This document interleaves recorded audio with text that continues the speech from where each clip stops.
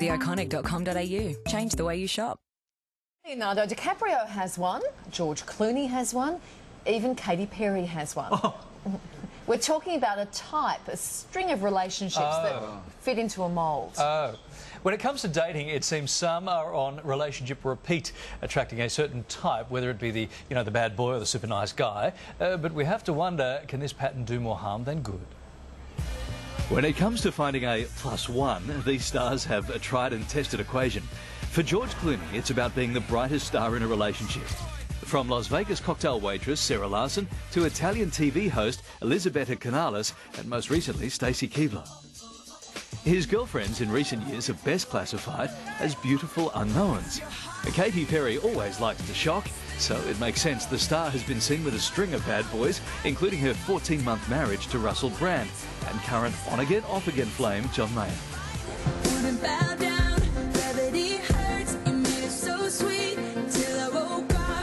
Adam Levine has clearly been shopping from his Victoria's Secret catalogue. After a 3-year relationship with Anne V, the Maroon 5 frontman ended things, only to be seen 2 months later with fellow angel Bahati Prinsloo. Lothario Leo pretty much limits his dating pool to supermodels, from Giselle Bundchen to Bara Farley and most recently Erin Heatherton. Kim Kardashian may currently be in the divorce courts, but perhaps her 72-day marriage may have lasted longer if she'd stuck to her type. From first husband Damon Thomas to Ray J and now Kanye West, it seems musos hit the right note for Kim, while basketballer Chris never had a chance. Never. So why do we, all those people, gravitate to a certain type? Here to discuss is relationship psychologist John Aitken. Hi, mate. Hi, John. Good morning, guys. Do we consciously develop a type? Well, I think we grow up with models around us, you know, our parents and significant others, and so they set the bar for us. They give us an understanding of what to expect out of men or women, and then we sort of go about choosing similar types. So I think where we get into trouble is that we often do it unconsciously. And so we just repeat patterns without knowing it. So Katy Perry is notorious for her attractions to sort of the bad boys, same sort of bad boy type time and time again. Is it bad to identify our type based on, physical attributes?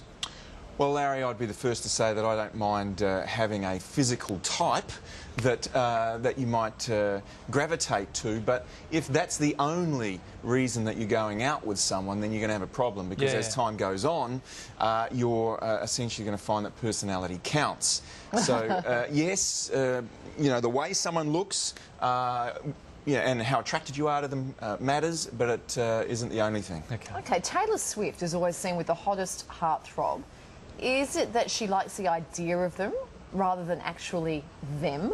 So that would be going after the looks type thing rather than the personality, yes. yeah? She tends to go after a very high-profile person, good-looking, but I'm a bit confused about Taylor Swift because it only ever lasts a very short period of time and seems to burn out.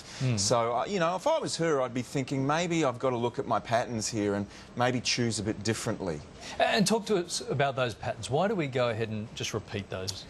Well, it's a bit of a good feeling when you first fall in love, and you get that chemical rush. And so someone like Taylor's almost constantly on that, and she's young as well. So that kind of draws us in.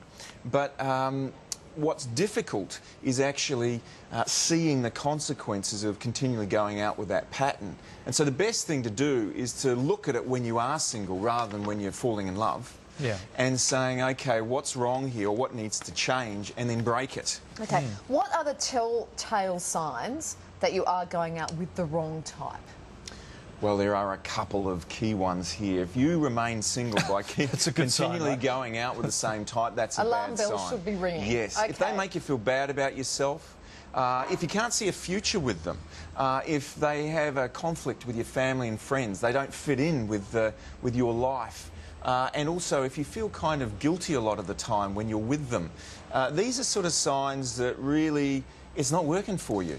John, there are people watching going, OK, I'm in that cycle, and wanting to know how they get out of that. Yes, well, what you need to do, best scenario here, is to look at the past dates that you've been on or any relationships and say, all right, what have been the mistakes here?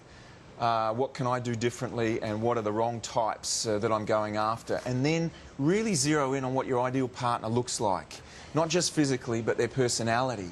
And then you've got to stay patient. You can't just go out there with a shotgun approach and just see what sticks. You've got to really be disciplined and, you know, keep your expectations high. Be picky. Right. Yeah. Okay then. Thank you, John. I think it's easier said than done because essentially you are attracted to someone because you're attracted to them. I don't think, as you say, people don't consciously go after the wrong type. No. So when you are single, before you meet someone, make sure you understand what you generally do that holds you back and break it. Make a conscious effort to do it differently. Okay. Thank you. Thanks, John. Always a pleasure, guys. See you soon. After the break, now that's a close park. How to pull into a car space with precision, with centimetres to spare. Oh, look at that. Or not so much. More of the morning show for you in just a tick.